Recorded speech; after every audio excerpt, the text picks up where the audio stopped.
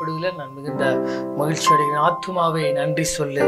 முழு உள்ளத்தோடு கர்த்தர் எனக்கு செய்த நன்மைகளை இந்த நாளில் நான் எண்ணி பாடி துதிக்கும் பொழுது கர்த்தர் உங்களுக்கு செய்த நன்மைகளை எண்ணி பார்த்து அவரை முழு உள்ளத்தோடு கூட நாம் ஆராதனை செய்யலாமா? கர்த்தருடைய நாமத்துக்கு மகிமை உண்டாவதாக. ஹல்லேலூயா. துதிக்கிறோம் ஆண்டவரே, நாங்கள் வாழ்த்துகிறோம், நாங்கள் வணங்குகிறோம் அப்பா. இந்த நாளிலும் கூட என் ஆத்துமாவை கேட்டுருங்கப்பா. ஆண்டவரே, நீதியின் பாதையில நடத்துகிற நல்ல தெய்வமே, உமக்கு நன்றி.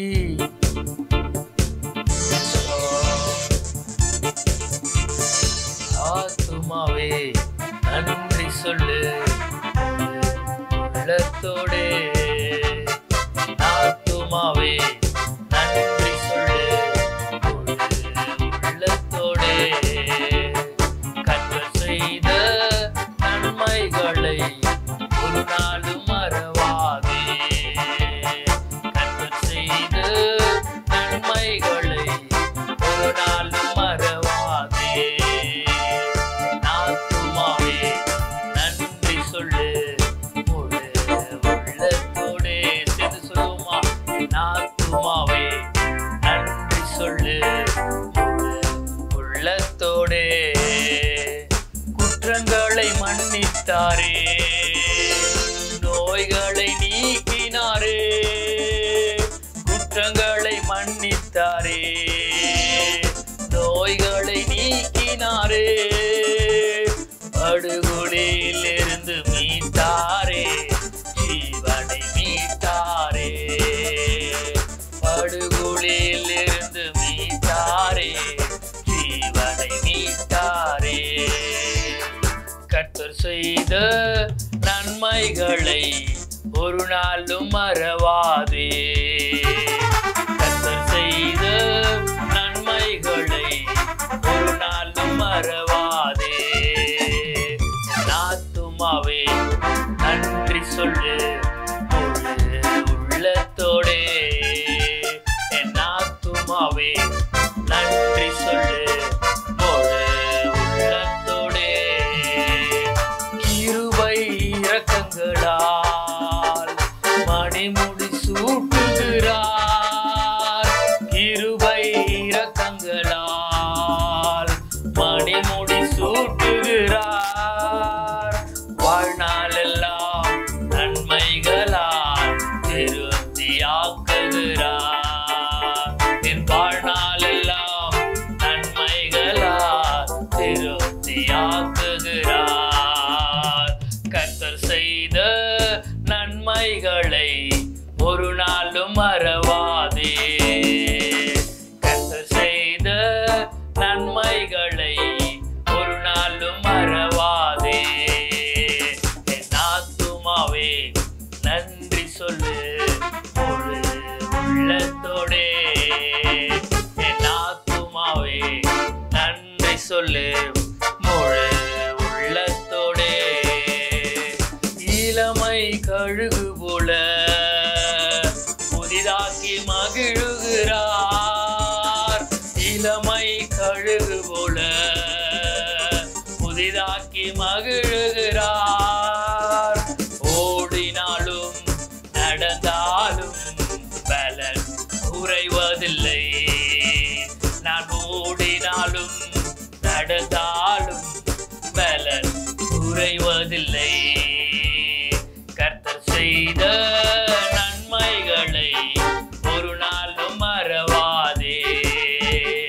கர்த்தர் செய்த நன்மைகளை ஒரு நாளும் மறவாதே. என் ஆத்துமாவே நன்றி சொல்லு முழு உள்ளத்தோடே. என் ஆத்துமாவே நன்றி சொல்லு முழு உள்ளத்தோடே. கர்த்தரை நன்றி சொல்லி, ஆண்டவரே என் வாழ்நாள் முழுவதும் ஆண்டவர் என்னோடு கூட இருக்கிறார், அவர் என்னோடு கூட இருக்கிறார் என்ற நம்பிக்கை எனக்குள்ளாக இருக்கிறது. அவர் என்னை ஆத்துமாவை தேற்றுகிறவராய் இருக்கிறார். ஓ, படுகுழியின் வாழ்க்கை எனக்குள்ளாக இருந்த போதிலும் அவர் என்னை பெயர் சொல்லி அழைத்து தாயின் கருவிலை உருவாவதற்கு முன்பதாகவே என்னை அவர் கண்கள் கண்டது. என்னை ரட்சித்திருக்கிறாரே, என்னை சபையில சேர்த்திருக்கிறாரே. ஒரு தோட்டத்தில நல்ல மரமாய் கனி கொடுக்கிற வாழ்க்கை எனக்குள்ளாக வைப்பது என் ஆண்டவர் ஒருவர் தான். தான். அவர் என் வாழ்க்கையில அநேக அற்புதங்களையும் அடையாளங்களையும் அவர் செய்திருக்கிறார். அவர் எனக்காக செய்து முடிப்பார். அற்புதர் அற்புதர் அற்புதர் அற்புதர் இயேசு அற்புதர். அண்டினோர் வாழ்வை இன்பமாய் மாற்றும் இயேசு அற்புதர். சொல்லுவோமா? அற்புதர் அற்புதர் அற்புதர் அற்புதர் இயேசு அற்புதர். அண்டினோர் வாழ்வை இன்பமாய் மாற்றும் இயேசு அற்புதர். எல்லோரும் பாடுங்கள், கைத்தாளம் போடுங்கள், சந்தோஷத்துடனே சங்கீதம் பாடுங்கள். எல்லோரும் பாடுங்கள், கைத்தாளம் போடுங்கள், சந்தோஷத்துடனே சங்கீதம் பாடுங்கள். அற்புதர் அற்புதர் அற்புதர் அற்புதர் இயேசு அற்புதர். அண்டினோர் வாழ்வை இன்பமாய் மாற்றும் இயேசு அற்புதர். இன்றைக்கு வாழ்க்கையில கர்த்தர் அநேக அற்புதங்களை செய்கிறார். இன்றைக்கு நீ பார்க்க போகிறாய். விசுவாசமாய் ஒரு ஆமென் சொல்வோம். ஆண்டவரே, என் வாழ்க்கையில நீர் அற்புதத்தை செய்கிறவராய் இருக்கிறீரப்பா. இன்றைக்கு என் வாழ்க்கையில அந்த அற்புதத்தை நான் பார்க்க வேண்டும். என் வாழ்க்கையில அதை செய்யுங்கப்பா. சில நேரங்களில் நான் தோய்ந்து போயிருக்கிறேன், பலன் இல்லாமல் இருக்கிறேன், முடங்கி போயிருக்கிறேன், என்ன செய்வேன் என்று துணிக்கிற உங்களை பார்த்து சொல்ல கர்த்தர் நிச்சயமாக காண்டாமிருகத்துக்கு ஒத்த பலனை இன்றைக்கு ஆண்டவர் உனக்காக கொடுக்க அவர் சித்தமாய் இருக்கிறார். ஆகையால் அந்த பாடலை பாடும்போது அநேகருடைய வாழ்க்கையில கர்த்தர் அற்புதத்தை செய்கிறவராய் இருக்கிறார். எல்லாரும் சேர்ந்தனோடு கூட சொல்லுவோமா? அற்புதர் அற்புதர் அற்புதர் அற்புதர் இயேசு அற்புதர். அண்டினோர் வாழ்வை இன்பமாய் மாற்றும் இயேசு அற்புதர்.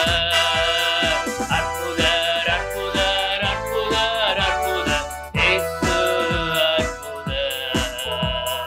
அண்டினோர் வாழ்வை இன்பமாய் மாற்றும் இயேசு அற்புதர்.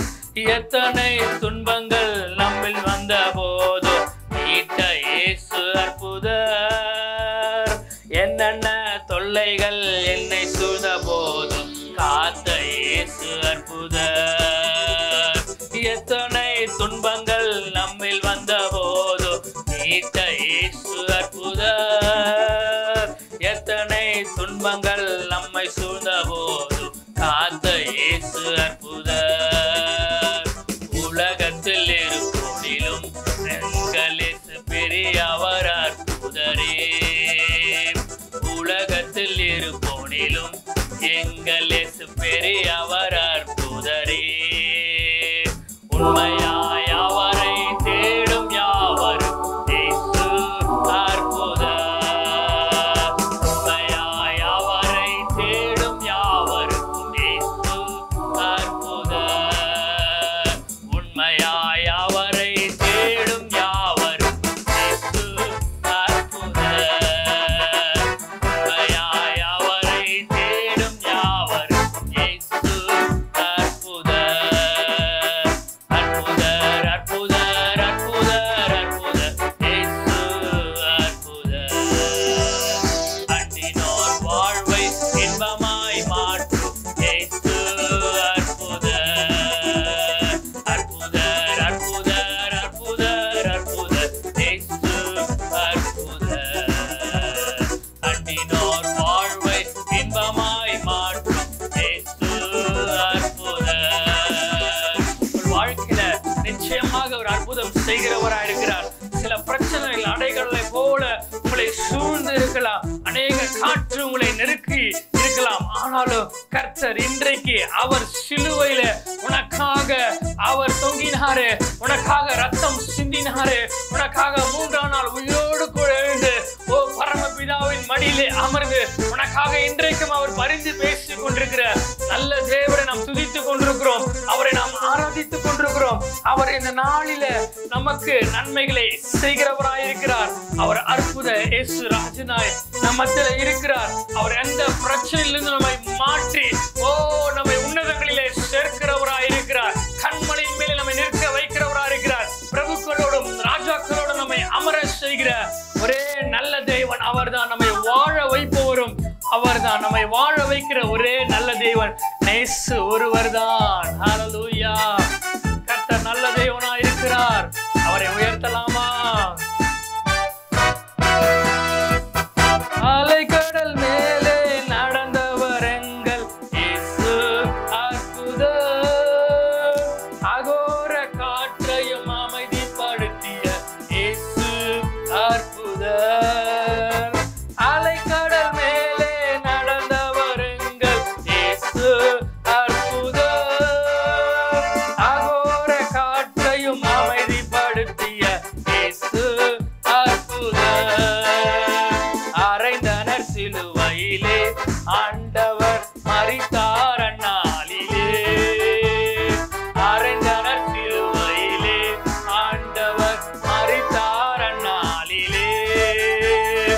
ஆயினும் மூன்றாம் நாள் உயிருடன் எழுந்த இயேசு அற்புதர்.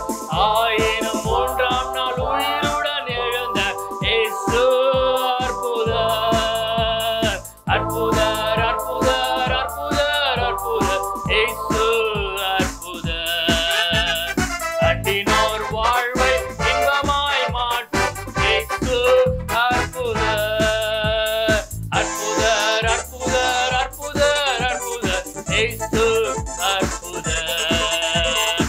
அண்டினோர் வாழ்வை இன்பமாய் மாற்றும் இயேசு அற்புதர். அவரை தேடி நாடி ஓடி வரும்போது நிச்சயமாக கர்த்தர் உங்கள் வாழ்க்கையில அற்புதத்தை செய்கிறவராக இருக்கிறார். கர்த்தருடைய நாமத்துக்கு மகிமை உண்டாவதாக. யோபின் புத்தகத்தில் ஜெபத்தின் மூலமாக யோபு சோதனைகளை வென்றார் என்று உங்களுக்கு கூறினேன். யோபுக்கு வந்த சோதனைகளில் ஒரு சிலவற்றை எடுத்துரைத்தேன் என்றும் மீண்டுமாக யோபின் புத்தகம் 1ஆம் அதிகாரத்தில் ஊத்ஸ் தேசத்தின் யோபு என்னும் பெயர் கொண்ட ஒரு மனுஷன் இருந்தான்.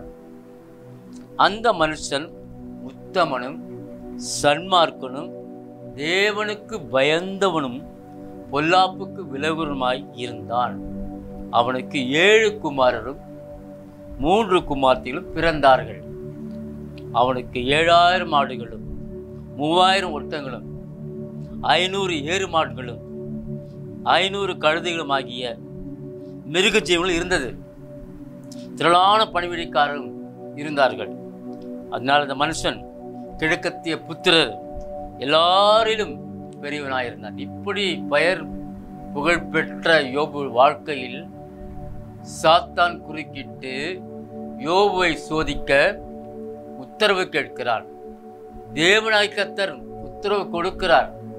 யோபுடைய சரீரத்தை, யோபுடைய வாழ்க்கையில் உண்டான ஐஸ்வர்யத்தை எதெடுத்தாலும் அவன் ஜீவனை தொடுவதற்கு அதிகாரம் இல்லை. அவன் ஜீவனை தவிர எல்லாவற்றையும் எடுத்துக்கொள்ளலாம், எதை வேணா செய்யலாம். அப்பொழுது யோபுடைய உச்சத்தலிருந்து உள்ளங்கால் வரை பருக்கள் வந்தது என்று பிந்தைய அதிகாரம் பார்க்கிறோம். முதல்ல அவருக்கு சோதனை வந்தது. அந்த சோதனையிலே அவன் நிச்சயமாக வெற்றி பெற்றான் என்று தான் சொல்ல முடியும். அதுதான் விசுவாசம். ஜெபம் சோதனையிலிருந்து வெற்றியை கொடுக்கும் என்று உங்களுக்கு சொன்னேன், எனக்கு அன்பு கர்த்தருடைய பிள்ளைகளே. அதன் பின்பு யோபினுடைய வாழ்க்கையில் நடந்த நிகழ்ச்சிகளை ஒன்றொன்றாக உங்களுக்கு நான் தெளிவாக சொல்லுகிறேன். அந்த சோதனைகளில் ஒன்று, பில்தாத் என்ற ஒருவன் வருகிறான். பில்தாத் என்றார் வாக்குவாதத்தின் மகன். இன்றைக்கு பில்தாத்தை போல அநேக கர்த்தருடைய பிள்ளைகள் வாக்குவாதம் செய்கிறார்கள். வாக்குவாதத்திற்கு ஒரே வழி, வேதத்திலே பழைய ஏற்பாடு பார்க்கும்பொழுது ஆபிரகாம் லோத். ஆபிரகாம் சொல்றார் லோத்தை பார்த்து, நீ கிழக்க போனால் நான் மேற்க போகிறேன், நீ மேற்க போனால் கிழக்க போகிறேன், என் தேவனை நீங்க அனுப்புறா அங்க போறேன். வாக்குவாதம் இல்லாமல் அவர்கள் தங்களுக்கு நியமிக்கப்பட்ட இடங்களுக்கு போனார்கள். ஆபிரகாம் அதனால் திரளான ஐஸ்வர்யத்தை பெற்று அவன் எல்லா ஜாதிகளுக்கும் தகப்பனானான். என் அன்பு கர்த்தருடைய பிள்ளைகளே, யோபு வாழ்க்கையில் வந்த சோதனையிலே பில்தாத் என்ற ஒருவன் வந்தான், குறுக்கிடுகிறான். பில்தாத் என்றால் வாக்குவாதத்தின் மகன் என்று பொருள். இவன் யோபை கோரை புல்லுக்கு ஒப்பிட்டு பேசுகிறான். கோரைப்புல் பார்த்திருப்பீர்கள், குளத்தில் இருக்கும், ஆற்றங்கரையில் இருக்கும். அவைகள் நாணலை போல் வளர்ந்தாலும் ஒரு சில நேரங்களில் அதையெல்லாம் அப்படியே கீழே விழுந்துவிடும். கோரைப்புல் நிரந்தரமானவைகள் அல்ல. அதுபோல யோபுவை கோரை புல்லுக்கு ஒப்பிட்டு பேசுகிறான் இந்த பில்தாத் என்பவன். ஒரு மனிதன் அவன் செய்யும் கிரியைகளின் பலனை அடைவான் என்பது இவனுடைய வாதமாக இருந்தது. பாருங்கள், நாம் என்ன செய்கிறோமோ அந்த கிரியைகளுக்கு ஏற்ற பலனை என் தேவனாய் கர்த்தர் வரும்போது கொடுப்பார். இதோ சீக்கிரமாக வருகிறேன் என்று சொல்லியிருக்கிறார். அவர் வரும்பொழுது பிரதானத்தினுடைய எக்கல சத்தத்தோடும் வானத்தில் இறங்கி வருவார். அவன் கிரியைகளுக்கு தக்க பலன் அளிக்க முடியாத வருகிறார். அதுபோல பில்தாத் சொல்கிறார், ஒரு மனிதன் அவன் செய்யும் கிரியைகளின் பலனை அடைவான் என்பது இவனுடைய வாதமாக இருந்தது. தேவ நீதி சரி என்று சொல்லுகிற பில்தாத் ஆதிகால ஞானத்திலிருந்து உதாரணங்களை கூறுகிறான். யோபுவும் அவனுடைய குமாரரும் பொல்லாப்பு செய்தால் தீமை வரும் என்று கூறினான். யோபு 8ஆம் அதிகாரம் 20ஆம் வசனம். எனவே யோபு மனம் திரும்ப வேண்டும் என்று கூறுகிறான். இன்றைக்கு நாமும் வேதத்தில் வாசிக்கும் பொழுது இயேசு கிறிஸ்துடைய வாழ்க்கையில் அவர் செய்த பிரசங்களில் மனம் திரும்புதல் முக்கியமானது. மனம் திரும்புங்கள், பரலோக ராஜ்யம் சமயமா இருக்கிறது என்று வேதம் சொல்லுகிறது சுவிசேஷத்தில். ஆகவே யோபு மனம் திரும்ப வேண்டும். ஏன் யோபு மனம் திரும்ப வேண்டும்? அவன் என்ன தவறு செய்தான்? ஒரு பாவம் செய்யவில்லை. ஆனாலும் தேவசத்துக்கு தன்னை ஒப்பு கொடுக்கிறான். தன் சொத்துக்களை இழந்தான், தன் 10 குமாரர்களை இழந்தான், வேலையாட்களை இழந்தான், ஒட்டங்கள், கோவில் இருக்கிறது எல்லாவற்றையும் இழந்தான். அவன் சொல்கிறான், என் மீட்பர் உயிரோடு இருக்கிறார் என்பதை காண்கிறேன். அவர் கடைசி நாளிலே பூமியின் தூளின் மேல் நிற்பார். அவரை காணுவேன். இப்பொழுதல்ல, கடைசி நாளில், நியாயத்தீர்ப்பு நாளிலே. அன்பு கர்த்தருடைய பிள்ளைகளே, நம்முடைய வாழ்க்கையிலும் விதமான சோதனைகள் வரலாம். இந்த பில்தாத்தை போல வாக்குவாதங்கள் நம்முடைய குடும்பங்களில் வரலாம், சபையில வரலாம், விசுவாசிகளுக்கும் ஊழியக்காரர்களுக்கும் வரலாம். ஆனாலும் நியாயத்தீர்ப்பு கர்த்தருடையது. நாம் உண்மையிலே நாம் கர்த்தருக்கு பிரியமாய் இருந்தால் ஆண்டவர் நம்முடைய வாழ்க்கையை மாற்ற முடியும். 18ஆம் அதிகாரத்தில் துன்மார்க்குடைய பலன் குறித்து விளக்கம் கூறுகிறார். யோபுவை துன்மார்க்கன் என்று கூறுகிறான் இந்த பில்தாத். நல்லவனை கெட்டவன் என்று கூறுகிற ஒரு சூழ்நிலை இந்த உலகத்தில் இருந்து கொண்டுதான் இருக்கிறது, இப்பொழுதும் இருக்கிறது. அவன் நல்லவனா, அவன் கெட்டவன்பா என்று சொல்வார்கள். ஆனால் யோபு நல்லவனாக இருந்து கெட்ட பேர் எடுக்கிறதை நாம் இங்கே பார்க்கிறோம். அவன் சொல்லுகிறான், அவன் கெட்டவன் என்று கூறுகிறான், அவன் துன்மார்க்கன் என்று கூறுகிறான். துன்மார்க்குடைய விளக்கு அணைந்து போகும் என்று கூறுகிறான். அவன் கூடாரத்தில் வெளிச்சம் அந்தகாரப்படும் என்று கூறுகிறான். ஆகவே யோபு மனம் திரும்ப வேண்டும் என்று கூறுகிறான் இந்த பில்தாத். இவன் வாக்குவாதத்தின் மகன் என்று அதனுடைய அடிப்படை விளக்கம் கூறுகிறது. அடுத்தபடியாக பார்க்கும் பொழுது சோபார், இவனும் ஒரு நண்பன். சோபாருடைய பேச்சுக்கள் யோபு 11ஆம் அதிகாரம் 20ஆம் அதிகாரத்தில் வருகின்றது. சோபார் என்றால் வாயாடி. இன்றைக்கு அநேக வாயாடிகள் குடும்பத்தில் இருக்கிறார்கள், ஊழியத்தில் இருக்கிறார்கள், சபையில் இருக்கிறார்கள். அவர்கள் வாயாடுவதே வணங்கி போவது கிடையாது, தாழ்ந்து போவது கிடையாது. தாழ்மையுடன் தேவன் கிருபை அளிக்க சொல்கிறார். இன்றைக்கு வாயாடுதல் என்பது ஒரு பெரிய ஒரு பாவம். ஆகவே கூட பேசுதல். அவன் 1 பேசினா நம்ம 2 பேசுவோம், நம்ம 2 பேசினா அவன் 4 பேசுவான். இப்போ பேசிக்கொண்டே போனால் வாக்குவாதம் நிறைந்து கைக்கிழப்பு உண்டாகி அங்கே அடிதல் உண்டாகும். ஆகவே சோபார் பேச்சுகளிலே ஒன்று 11ஆம் அதிகாரம் 20ஆம் அதிகாரத்தில். சோபார் என்றால் வாயாடி என்று பொருள். தான் எதை நம்பினானோ அதை வைத்து வாதாடினான். யோபுவை கடிந்து கொள்கிறான். அவன் மோசமானவன், அவன் பொல்லாதவன், அவன் துன்மார்க்கன் கடிந்து கொள்கிறான். அவன் மனம் திரும்பினால் ஒரு நன்மைகளை கூற யோபுவை மனம் திரும்ப பண்ண முயற்சிக்கிறான். ஏன் யோபு மனம் திரும்ப வேண்டும்? அவர் நல்லவர் தானே, தேவனுக்கு பயந்தவன், உத்தமன், சன்மார்க்கன். ஆனால் அந்த சோபார் அவர் மனம் திரும்ப வேண்டும் என்று சொல்லுகிறார். ஆகவே தேவன் உமது அக்கிரமத்திற்கு தக்கதாக தண்டிக்கவில்லையே, எனவே மனம் திரும்ப என்று கூறுகிறார். அதிகாரம் 20இல் சோபார் பொறுமை இழந்தவனாக பேசுகிறான். துன்மார்க்கர்களின் நிலை சொல்லி அதிகாரத்தோடு பேசுகிறான். துன்மார்க்கர்களின் முடிவை விவரமாய் சொல்லுகிறான். பாவம் தன் பலனை கொண்டு வரும். பாவத்தின் சம்பளம் மரணம். தேவனின் கோபத்தை பற்றி அவன் விவரிக்கிறான். எல்லையில்லாத பெரிய தேவனை குறை கூறுவதை விட்டுவிட்டு யோபு மனம் திரும்ப வேண்டும் என்று கூறுகிறார். யோபு குறை கூறவில்லை. கர்த்தருக்கு உண்மையாயிருந்தான். அன்பு கர்த்தருடைய பிள்ளைகளே, அடுத்த ஒரு நண்பர் யோபுக்கு மிக அருகாமையிலே அமர்ந்து கொண்டு பேசுகிறார். அவர் யார் என்று பார்க்கலாம். அவர் பேர் எலிப்பாஸ். எலிப்பாஸ் பில்தாத் சோபார்களின் பேச்சுகள் சுருக்கம். எலிப்பாஸ் தனது பேச்சுகளை தேவன் பேரில் உள்ள விசுவாச வாழ்க்கைக்கு மேலாக தனது பகுத்தறிவை உயர்த்தி பேசுகிறான். தன்னுடைய அறிவை விவரித்து பேசுகிறான். பில்தாத் பாரம்பரியங்களை வைத்து அவன் பிரசங்கிக்கிறான். குறுமையான நாவும் குறுகிய மனதும் உடையவன். இவன் கவனிப்பதை காட்டிலும் பேசுவதற்கு தீவிரமாக காட்டப்படுகிறான். அடுத்த சோபார் பொறுமையற்ற நேருக்கு நேர் விதண்டாவாதம் பேச்சுகளை பேசுகிறான். அடுத்தபடியாக ஒரு நண்பர் இருக்கிறார் யோபுக்கு, எலிப்பாஸ். எலிப்பாஸ் என்றால் தேவன் பரிசுத்தம் உள்ளவர் என்றும், பில்தாத் தேவன் நீதி உள்ளவர் என்றும், சோபார் தேவன் சர்வ வியாபி என்றும் தேவனுடைய குணாதிசயங்களை மையமாக வைத்து பேசினார்கள். இவை உண்மைதான்.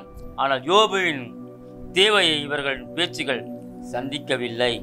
தேவனுடைய கிரியை உணர்ந்து இவர்கள் பேசவில்லை. என் அன்பு கர்த்தருடைய பிள்ளைகளே, இந்த நாளிலும் யோபின் புத்தகம் கூறுகிறது என்னவென்றால், மொத்த கருத்து இந்த சரித்திரத்தில் யோபுவின் துன்பத்திற்கு விளக்கம் தந்த நண்பர்கள் எல்லோருமே மோசே போல அல்லது தீர்க்கதரிசிகளைப் போல தேவனை பற்றி பூரண வெளிப்பாடு இல்லாதவர்கள் தான். வாழ்க்கையின் பிரச்சனைகளுக்கு தங்களுடைய குறுகிய அறிவினால் விளக்கம் கூற பிரயாசப்பட்டார்கள். ஆனால் முடிவு பெற முடியவில்லை. முடிவில் தேவனாய் கர்த்தர் யோபுவின் துன்பத்திற்கு காரணங்கள் தெரிவிக்காவிட்டாலும் யோபு தன் தேவனுடைய சர்வ அதிகாரத்தில் நம்பிக்கை உள்ளவராக இருக்க வேண்டும் என்று போதிக்கிறார். ஆம், என் அன்பு கர்த்தருடைய பிள்ளைகளே, நாம் யோபுடைய நண்பர்களுடைய பெயர்களும் அவர்கள் செய்த கிரியைகளையும் காரியங்களையும் விவரித்து சொன்னேன். முதலாவது தேமானின் எலிப்பாஸ் என்று சொல்லப்படுகிற இவன் ஏசாவின் வம்சத்தை சார்ந்தவன். அடுத்தபடியாக நாம் பார்க்கும் பொழுது பில்தாத். அடுத்தபடியாக பார்க்கும் பொழுது சோபார். சோபார் என்றால் வாயாடி. நம் சபையிலே ஊழியக்காரரோடு வாக்குவாதம் செய்யக்கூடாது. நம் குடும்பத்திலே கணவரோடு பிள்ளைகளோடு வாக்குவாதம் செய்யக்கூடாது. அப்படி செய்தால் நாம் யோபுடைய நண்பர்களுக்கு சமமாக இருக்கிறோம். ஆக அன்பு கர்த்தருடைய பிள்ளைகளே, எலிப்பாஸ் தேவனுடைய பரிசுத்தமுள்ள ஒரு மனிதன். அவர் பரிசுத்தமுள்ளவர் என்று சொல்லப்படுகிறது. எனவே அன்பு கர்த்தருடைய பிள்ளைகளே, இந்த உரைகளை நான் சுருக்கமாக முடிக்கிறேன். தொடர்ந்து பார்ப்போமாக. கர்த்தர் உங்களை ஆஸ்வதிப்பாராக. ஜெபம் செய்வோம். எங்களை அதிகமாக நேசிக்கிற பரலோக பிதாவே, இந்த நேரத்தில் உங்களுடைய பிள்ளைகள் எல்லாரும் யோபு ஆகிய நீதிமானுடைய வாழ்க்கையில் நிகழ்ந்த நிகழ்ச்சிகளை, சோதனைகளை ஆண்டவரே கேட்டுக்கொண்டிருந்தார்கள்.